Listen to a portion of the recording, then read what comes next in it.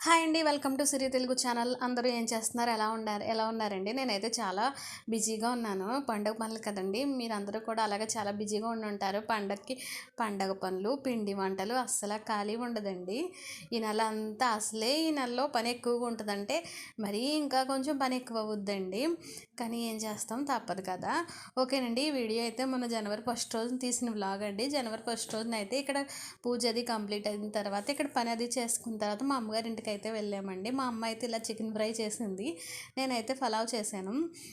ఆ రోజైతే ఉదయం సాయంత్రం వరకు అక్కడే ఉండి కాసేపు ఉండి సాయంత్రం వచ్చామండి. అమ్మ అయితే గుమ్మం దగ్గర అయితే అలాగా జనవరి ఫస్ట్ అని అలా రాసుకుందండి. ఎవరు రాయరు కదా, తనకు వచ్చినట్టు అలా రాసేసుకుంది.